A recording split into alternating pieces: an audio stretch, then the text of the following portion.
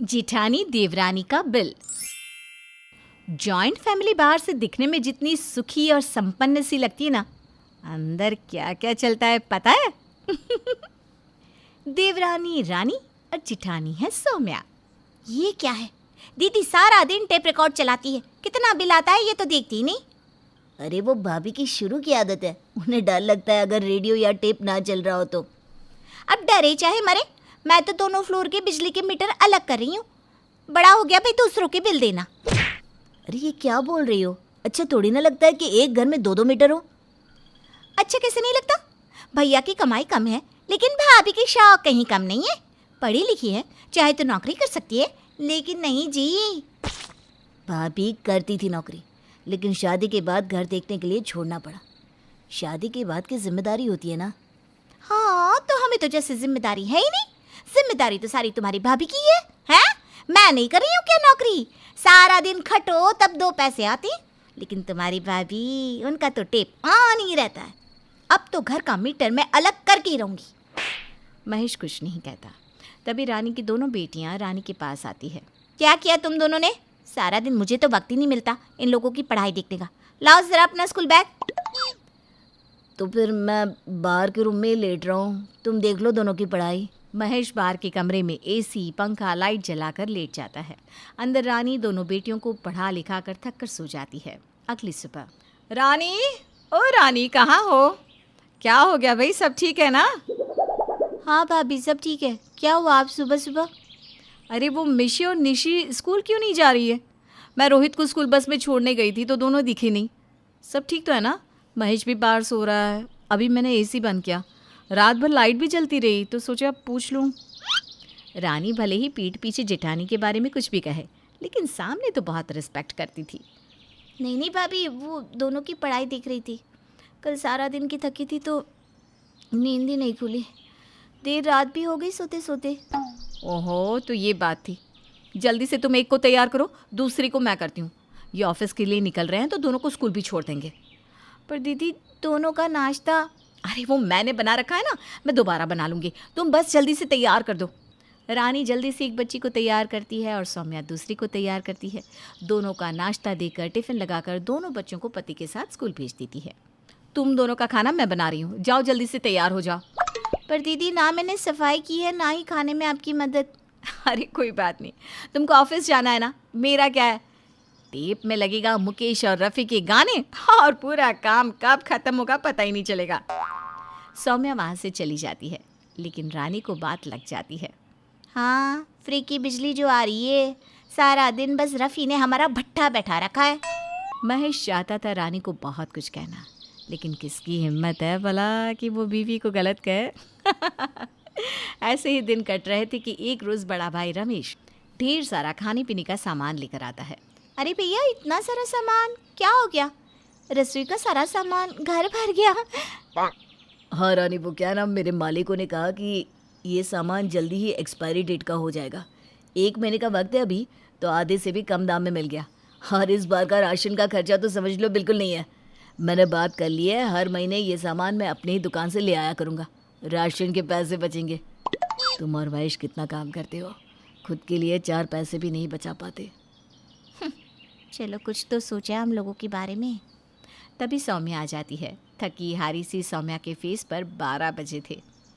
अरे क्या हो गया भाभी, सब ठीक है ना? हाँ क्यों, क्या हुआ? कुछ ठीक नहीं लग रहा है क्या? हाँ वो आप थकी थकी। अरे कुछ नहीं, वो क्या है ना, काम वाली पैसे बढ़ाने को बोल रही थी। मैंने तो साफ मना कर दिया।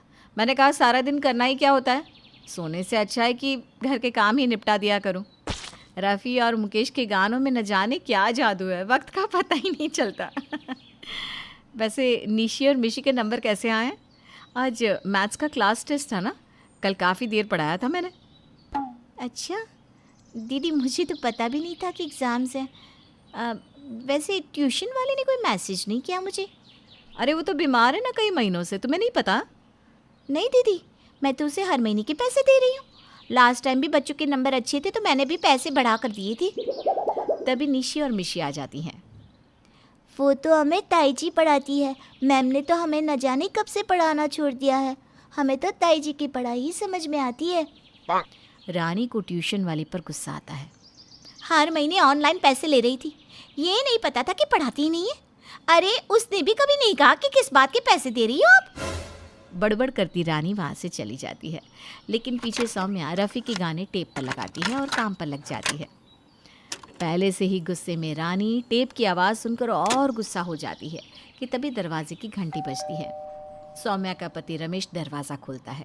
सामने खड़ा होता है बिजली के बिल वाला। आपके घर का बिजली का बिल 2 महीनों से भरा नहीं गया। आज शाम तक बिजली का बिल जमा नहीं हुआ तो बिजली काट दी जाएगी। रानी कमरे से बाहर आती है। 2 महीने का बिजली का बिल 5,000 रुपये। ये देखकर रानी का पारा और हाई हो जाता है। ये ठीक है, सारा दिन हम घर में रहते नहीं, लेकिन 5,000 का बिजली का बिल आ जाता है। ऐसा है भैया कि ऊपर वालों का अलग मीटर लगा दो। हम लोगों ने ठेका नहीं ले रखा है पैसे बर्बाद करने का। सारा दिन टेप चलता रहता है, बिजली का बिल तो आएगा ही ना। बड़े आए। रानी, अगर मेरे टेप से समस्या है तो मैं अलग हो जाती हूँ। तुम तो बहुत ही कड़वा बोल रही हो। तो हो जाओ ना दीदी अलग, यही ठीक रहेगा। अब क्या था, रानी की कंजूसी के कारण दोनों अलग हो जाती हैं। अगली सुबह, रानी बच्चों की बस जा रही है, जल्दी करो। अरे नहीं कर सकती, जाने दो बस को, तुम छोड़ाना। मेरा ऑफिस कहाँ है, स्कूल कहाँ है, दोनों रास्ते बिल्कुल ऑपोजिट है यार। नहीं यार प्लीज़। लेकिन रानी क्या करती, अकेली को काम करने की आदत नहीं थी। अब आए दिन बच्चों की स्कूल बस छूट जाती और महेश को बच्चों को छोड़ने स्कूल जाना पड़ता और रोज़ ऑफिस में देर से आने के कारण हाफ डे लग जाता। कुछ दिन जैसे तैसे चल रहे थे कि एक दिन महेश का फ़ोन रानी को उसके ऑफिस में जाता है। रानी, बच्चों के स्कूल से फ़ोन आया, हम लोगों को बुलाया है। क्यों, क्या हो गया? अरे मुझे कैसे पता, वो तो जाकर ही पता चलेगा ना। दोनों स्कूल जाते हैं जहाँ टीचर कहती हैं, क्या बात है, आपकी बेटियां तो पढ़ने में ठीक हो रही थी, फिर से वो लोग गंदा और गलत होमवर्क करके लिए आ रही हैं। मैंने उन दोनों की बात करने के लिए ही आप लोगों को बुलाया था। रानी हैरान रह जाती है कि शहर की सबसे महंगी ट्यूशन के बाद भी बच्चों को क्या हो रहा है। दोनों शाम को बच्चों को लेकर घर आते हैं तो पूरा घर फैला पड़ा था।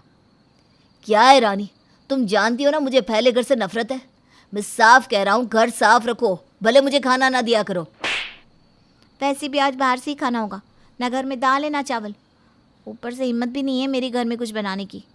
तभी निशी मिशी को कहती है, मिशी, लगता है ताई ने कढ़ी बनाई है, मेरी फेवरेट। चलना हम ताई के पास चले।